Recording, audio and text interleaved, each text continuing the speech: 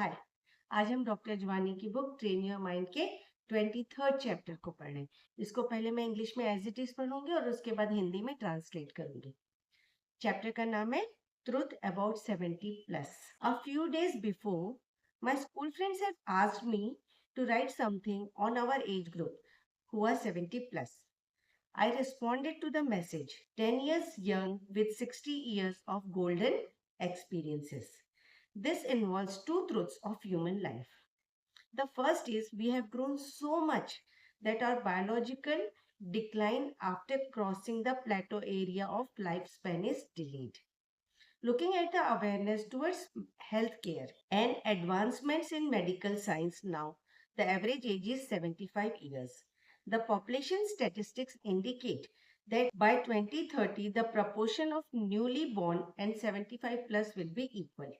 This fact is increasing the concerns of scientists and policymakers to research and plan for rehabilitation of this 75 plus age group.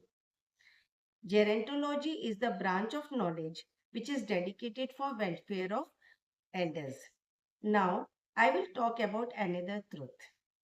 Viewing the change in family pattern, that is, from joint to nuclear to nanonuclear families, every aging person shall plan for his or her 75 plus age period. We are living in the society where we are forced to retire by age 60 to 75 years, leaving us with drastic decrease in our income and increase in dependence on our children, which may cause anxiety about our comfortable survival, especially looking the changed trend of family pattern.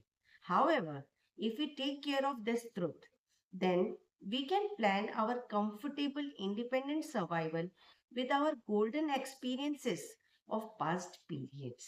Let it shall help us to prove the base of our independence in this era of lifespan.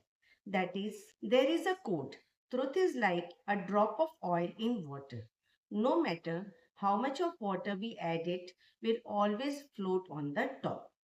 I love to elaborate psychological aspect of this senior old age group in the current scenario. As had been mentioned, it is the last phase of human lifespan.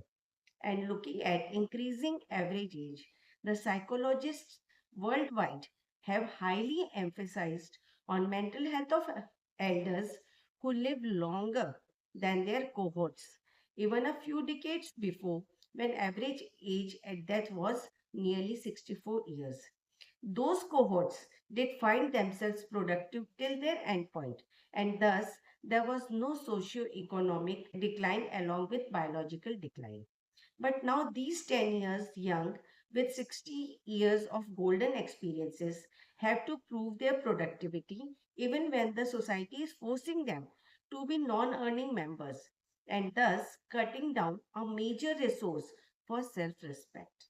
They have to accommodate with compromised living conditions. Studying mental health of olds in old age homes run by NGOs and comparing them with those who are enjoying homely life with their family members. I had found that mental health level was considerably low in the earlier group of elders. A greater number of this group were thrown outside of the home by their own kids. Such a pathetic situation.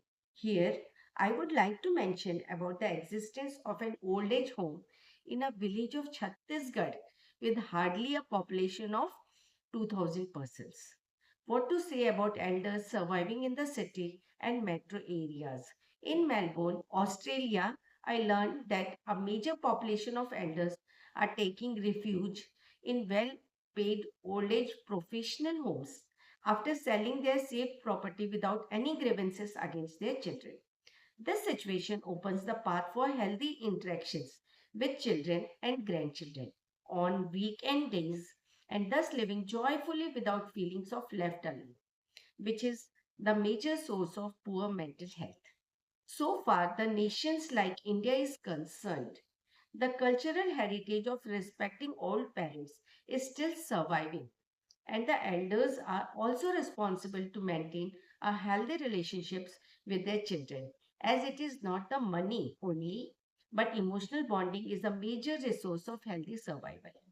Let we learn to enjoy the company of our children and grandchildren with smile and laughter and still giving them their own personal spaces. The world of accessibility day, though it is for awakening people for the needs of specially abled children, I want to emphasize that the time has come when these 70 plus age groups shall find themselves accessible to the world through their golden experiences. So train your mind to remain in positive orientation of believing that you are not outdated, but 10 years young with 60 years of golden experiences. I am sure you will enjoy a good mental well being. Enjoy these always ahead in true love for mindful living during your old age. अब हम हिंदी में करते हैं। Chapter का नाम है 70 वर्ष से अधिक आयु की सच्चाई। डॉक्टर अजवानी कहते हैं कि कुछ दिन पहले मेरे स्कूल के मित्रों ने, जो 70 वर्ष से अधिक के हैं, उन्होंने मुझसे हमारी आयु वर्ग के बारे में कुछ लिखने का अनुरोध किया। मैंने उन्हें उत्तर दिया कि हम 70 वर्ष के नहीं हैं, बल्कि 60 वर्षों के सुनहरे अनुभवों के साथ 10 वर्ष के युवा हैं। इस बात में मानव जीवन की दो महत्वपूर्ण सच्चाइयां छिपी हैं। पहली सच्चाई यह है कि हम जीवन के उस स्तर पर पहुंच चुके हैं जहां शरीर में होने वाली जैविक गिरावट पहले की तुलना में देर से शुरू होती है। स्वास्थ्य के प्रति बढ़ती जागरूकता और चिकित्सा विज्ञान में हुई प्रगति के कारण आज औसत आयु लगभग 75 वर्ष हो गई है। जनसंख्या के आंकड़े बताते हैं कि वर्ष 2030 तक नवजात बच्चों और 75 वर्ष से अधिक आयु के लोगों की संख्या लगभग बराबर हो जाएगी। यह स्थिति वैज्ञानिकों और नीति निर्माताओं के लिए चिंता का विषय बन रही है। इसलिए वे 75 वर्ष से अधिक आयु के लोगों के लिए शोध और पुनर्वास की बेहतर योजनाएं बनाने पर काम कर रहे हैं। जेरेंटोलॉजी वह अध्ययन विषय है जो बुजुर्गों के स्वास्थ्य, देखभाल और कल्याण से संबंधित है। अब मैं दूसरी सच्चाई की बात करता हूँ।